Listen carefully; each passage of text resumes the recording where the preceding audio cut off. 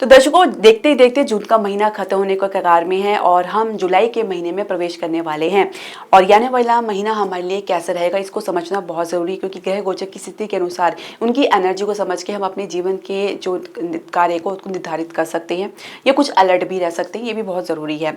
तो दर्शकों, मासिक राशि वाले देशी श्रृंखला में हमने अब तक आपको 4 राशियों के बारे में बता चुके हैं अलग अलग वीडियो में, और यदि आपका कोई मिस हो गया तो आप प्ले लिस्ट में देख सकते हैं। आज के इस वीडियो में चर्चा करेंगे हमारी 5वीं राशि सिंह राशि के बारे में। उनके लिए आने वाला जुलाई का महीना कैसे रहेगा, क्या ग्रह गोचर की स्थिति बनेगी, आपके जीवन में प्रभाव डालेगी, चाहे फिर वो आपका स्वास्थ्य क्यों ना हो, शिक्षा और करियर क्यों ना हो, कार्य क्षेत्र का माहौल कैसा क्यों ना हो, व्यवसाय की क्या संभावनाएं बनेगी, प्रेम संबंध में किस प्रकार का माहौल देखने को मिलेगा, जीवन साथी के साथ कैसा संबंध रहेगा, साथ ही कुछ ज्योतिष प्रमाणिक हो पाए तो वीडियो के अंत तक आप जरूर बने रहे।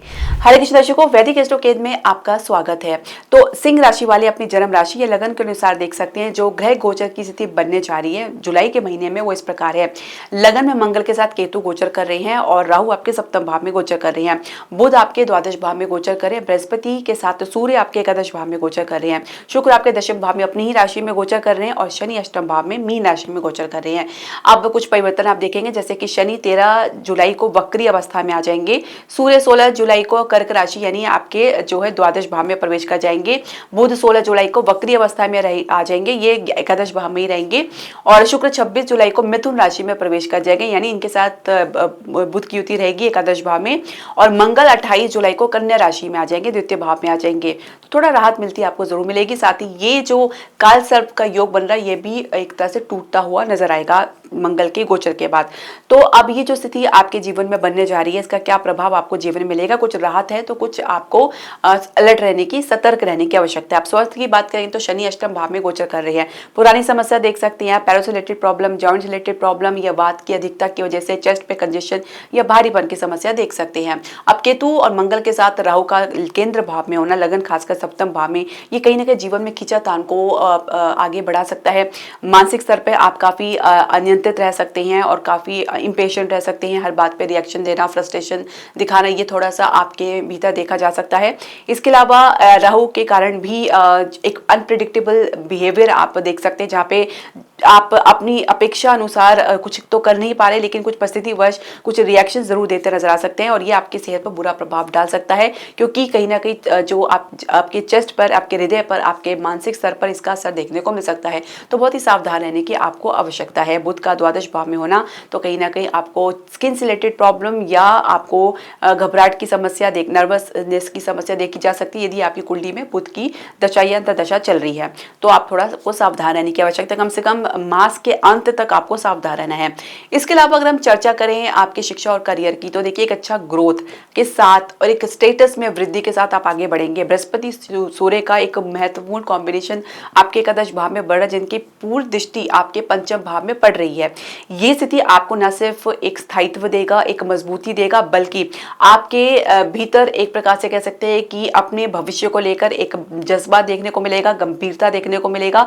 स्टेबिलिटी के साथ जब आप आगे बढ़ेंगे तो परिणाम भी आपके अपेक्षा अनुसार रहेगा। परंतु मंगल केतु लगन में बैठ के और राहु आपके सप्तम भाव में बैठ के स्थिति को तो कुछ विपरीत कर सकते हैं, कुछ आपके खिलाफ कर सकते हैं, और ये स्थिति थोड़ा सा आपके हाथ में आई हुई को बाजी को एक कह सकते हैं कि निखात से निकलने के लिए जो है एक परिस्थिति बना सकते हैं। तो ऐसे में आपको बहुत ही सावधान रहने की आवश्यकता है। किसी की बातों में आने की बजाय फोकस में बनाने का प्रयास करें और मेडिटेशन आपको करना बहुत जरूरी है। थोड़ा सा रिएक्शन आप देने में जल्दबाजी दिखा सकते हैं, उसमें भी आप कमी लेकर आए, मौन भाव में रहें। मौन भाव एक सबसे अच्छा भाव है जहां पे आप बहुत सी परिस्थितियों को टाल सकते हैं। इसके अलावा जो परिस्थिति आपके अनुकूल बनी हुई है तो उसको आप ना खराब करें तो बेहतर रहेगा। नई माफ कीजिएगा, अगर आप कंपटीशन की प्रयास कर रहे हैं तो उसमें आपको अटकाव देखने को मिलेगा, खासकर 13 जुलाई के बाद शनि वक्री अवस्था में आते ही कहीं ना कहीं अवरोध, रुकावट के साथ साथ आपको पुनरावृत्ति देखने को मिल सकता है, जहाँ पे बार बार प्रयास करने के बाद ही कुछ सफलता मिलती हुई नजर आएगी, लेकिन उसमें लंबे समय लग सकता है। तो ऐसे में धैर्य धारण करना आपके लिए थोड़ा मुश्किल रह सकता है। इसके अलावा कैंपस प्लेसमेंट में आपके प्रदर्शन में काफी कमी के चलते या आपके इंटरेस्ट में कमी के चलते आप कुछ खास दिलचस्पी लेते हुए नजर नहीं आएंगे। यदि करियर की शुरुआत कर दी है तो सहजता तो बनी हुई है, थोड़ा सा आप अपने भीतर एक कह सकते हैं कि पेशेंस तो लाई सही, साथ ही अपने भीतर एक विनम्रता लेकर आए, एक हम्बलनेस लेकर आए, क्योंकि कोई भी सिचुएशन कैसे भी हो आप अपनी विनम्रता के बल पर उसको हैंडल कर सकते हैं। अब सिचुएशन आपके पक्ष में बनी हुई है तो कुछ काम ऐसा मिल सकता है या कुछ जिम्मेदारी आपको ऐसे मिल सकती है जो आपकी प्रोफाइल से बिना या आपकी सोच से या आपके इंटरेस्ट से बिल्कुल अलग है। तो ऐसे में आप थोड़ा सा अनमने से दिखाई दे सकते हैं और उसको पूरा करने में भी थोड़ा सा आप हिचकिचाहट आपके भीतर देखी जा सकती है। देखिए ये एक टेम्परेरी अवस्था रहेगी, इसमें आपको ज्यादा सोच विचार करने की जरूरत नहीं है। आप इसे जल्दी ही बाहर निकलेंगे, इसको आधार बना के कुछ बड़ा डिसीजन लेंगे तो ये एक प्रकार से बहुत बड़ी गलती होगी। अब कार्य क्षेत्र की बात करेंगे, जो पहले से नौकरी पेशा लोग हैं उनके लिए कैसा रहेगा। दशम भाव में शुक्र गोचर करे अपनी राशि में, क्रिएटिविटी उभर कर आएगी और साथ ही कुछ रुकावट भी आपको देखने को मिलेगा। देखिए दोनों साथ साथ आपको देखने को मिलेगा, जहां पे दशमेश मजबूत होकर दशम भाव में गोचर कर रही है तो शनि की दृष्टि तिथि जो है आपके दशम भाव में पड़ रही है। तो ये जब भी अष्टम भाव का संबंध अष्टम भाव से होता है कि अवरोध उत्पन्न करता है, ब्रेक भी कभी कभी देखने को मिलता है। और ऐसे में जब शनि वक्री अवस्था में हो जाए तो कुछ समस्या लंबे समय तक चल सकती है और कुछ इस प्रकार की चुनौती आपको चैलेंज देखने को मिल सकते हैं अपने कार्य क्षेत्र में, जो कि लंबा चल सकता है। तो अवरोध लगातार रुकावट आपको देखने को मिल सकता है, एक प्रकार से आपको इन सबसे जूझना पड़ सकता है। अब जैसे ही शुक्र आपके एकादश भाव में जाएंगे तो देखिए आपके परफॉर्मेंस तो बढ़िया रहेगा, लाभ की स्थिति भी उत्तम बनेगी, लेकिन कहीं ना कहीं कुछ अवरोध आपको देखने को मिलेगा और ये अवरोध की वजह से जो स्थिति है वो विलंब पे चली जाएगी, यानी विलंबता उसमें देखने को मिलेगा। और ये जो विलंब एक डिले आपको जो देखने को मिलेगा जिसकी वजह से आप हताश निराश हो सकते हैं और फ्रस्ट्रेशन में आ सकते हैं। तो ये जो कड़ी बनती चली जाएगी वो कहीं ना कहीं इन्हीं ग्रहों के गोचर के आधार पर आपको देखने को मिलता है। अब नई नौकरी के लिए प्रयास करें तो शुरुआत तो थोड़ी सी देखी जा सकती है कि कुछ आपको सफलता मिलती नजर आ रही है, लेकिन जल्दी आप इसमें उलझते हुए नजर आ सकते हैं। कुछ खास आपको इसमें प्रोग्रेस मिलती हुई नजर नहीं आएगी और ना ही आप अपनी तरफ से कुछ खास प्रयास करते हुए नजर आएंगे, क्योंकि कहीं ना कहीं जो परफॉर्मेंस है उसमें तो कमी बनी हुई है। साथ ही जिस डिजायर फील्ड में आप जाना चाहते हैं या जिस क्षेत्र में आप जाना चाहते हैं तो वहां पे भी कुछ बात बनती हुई नजर नहीं आएगी। अन्य क्षेत्र में आप फिलहाल जाना पसंद नहीं करेंगे।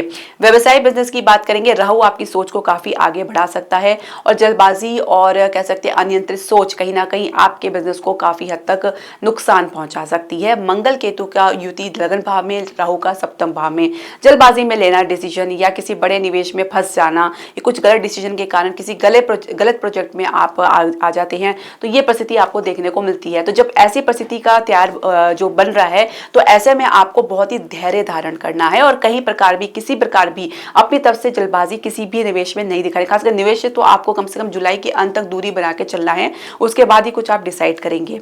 इसके अलावा बिजनेस पार्टनर के साथ भी संबंध में कुछ उतार चढ़ाव देखने को मिल सकता है। शेयर मार्केट में फिलहाल अभी गिरावट देखने को मिलेगा। रियल एस्टेट में आपको मास के कह सकते हैं कि अंत के बाद ही कुछ बढ़िया देखने को मिलेगा जब मंगल आपके द्वितीय भाव में आ जाएंगे।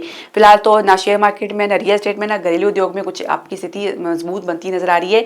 कुछ सामान्य गति के साथ चलेंगे यदि आपने पहले से कोई इन्वेस्ट किया है। सामान्य से भी अगर आप कम कह सकें तो भी, क्योंकि कहीं ना कहीं अवरोध या रुकावट या कह सकते हैं कि स्टेबिलिटी की कमी देखी जा सकती है। अब हम बात करेंगे आपके प्रेम संबंध की, तो काफी अच्छी शुरुआत आपको देखने को मिल सकती है। ये आपके स्वभाव पे, आपके व्यवहार पे डिपेंड करती है, क्योंकि केतु और मंगल के प्रभाव से आप अछूते नहीं रह पाएंगे। अब जो परिस्थिति आपके लिए अनुकूल बन रही है, जहां पे आपको हर तरफ से सपोर्ट देखने को मिलेगा, तो वहीं आपके भीतर एक शंका पनप सकती है कि ये ऐसे कैसे हो गया है और अगर हो भी रहा है तो कब तक चलेगा। तो आप वर्तमान में जीने का प्रयास करें, बजाय इसके कैसे हो रहा है, क्या हो रहा है, भविष्य क्या है, उसका विचार आप ईश्वर के प्रति छोड़कर आप निस्वार्थ भाव से अपने कर्म को करते रहें और परिणाम की चिंता की बजाय वर्तमान में जीने का प्रयास करेंगे तो ही आप अपने परिस्थिति का भरपूर फायदा उठा पाएंगे, उसको भरपूर प्रकार से जी पाएंगे। बृहस्पति की सूर्य के साथ युति रहेगी जो पंचम भाव में आपको जो दृष्टि डाल रही है। थोड़ा सा आपको एडजस्टमेंट करने में दिक्कत आ सकती है, बेमतलब के बेमन से आप कुछ एडजस्टमेंट करते नजर आ सकते हैं, लेकिन फिर भी अगर आप करते भी हैं तो आप मध्य जुलाई के बाद उसमें आप एक सुखद परिस्थिति में आपको देखने को मिलेगा। विवाह की चर्चा काफी संघर्ष में आपको देखने को मिल सकती है, कुछ खास सफलता मिलती हुई नजर नहीं आएगी। इसके अलावा अगर हम बात करें, आप अगर जल रही विवाह की चर्चा चल रही है तो आपको इंटरेस्ट लेते हुए नजर नहीं आएंगे। विवाह दंपत्ति की बात करेंगे, एक खींचातान आप लोगों के बीच में बना हुआ है, लगातार जीवन साथी की अपेक्षाएं जो है आपसे बढ़ती नजर आ रही हैं और इसका प्रभाव जो है वो विपरीत देखने को मिल सकता है, जहाँ पे झगड़ा, तनाव, डिस्टेंस देखा जा सकता है। मंगल के साथ केतु, कहीं ना कहीं आप किसी प्रकार से कोई भी दिलचस्पी लेते हुए नजर नहीं आएंगे, ना किसी भी प्रकार से कोई संबंध बनाने में, ना ही किसी प्रकार की कोई अपनी तरफ से एफर्ट लगाने में, अपनी तरफ से एक डिस्टेंस बना के चलना चाह रहे हैं और प्रकार से सोच रहे हैं कि आप अकेलेपन में आपको महसूस हो सकता है। तो ये थोड़ा समस्या आपको जीवन साथी के साथ देखने को मिल सकता है। संतान प्राप्ति का सुयोग शुरुआत में काफी अच्छा बन सकता है और अच्छी स्थिति मजबूत रहेगी। फिलहाल जब तक बृहस्पति आपके एकादश भाव में गोचर कर रहे हैं तो उसका आप फायदा उठाइए, संतान से भी आपको अच्छा सपोर्ट देखने को मिलेगा। उपाय की हम बात कर लेते हैं। देखिए, आपको अपने लग्नेश का उपाय करना है क्योंकि सूर्य आपके द्वादश भाव में जाएंगे 16 जुलाई को, तो प्रत्येक दिन आपको सूर्य को देव को अर्घ्य देना है और हो सके तो आदित्य हृदय स्तोत्र का पाठ कर सकते हैं यदि आपको शारीरिक संबंधी समस्या है या कुछ आपको स्वास्थ्य से रिलेटेड प्रॉब्लम है या कुछ आपको अपने काम को लेकर, नौकरी को लेकर या व्यवसाय को लेकर।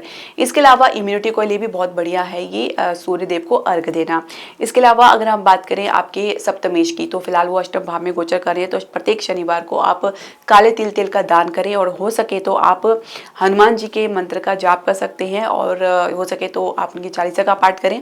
सुंदरकांड का पाठ आप प्रत्येक शनिवार को कर सकते हैं, ये भी एक बहुत ही बड़ा और मजबूत उपाय है। ये उपाय आप जरूर करें, इसका लाभ आपको जरूर देखने को मिलेगा। तो दर्शकों, आपके जो भी पसंद, सजेशन या क्वेरी आप हमारे कमेंट बॉक्स में जरूर डालें। हरे कृष्णा।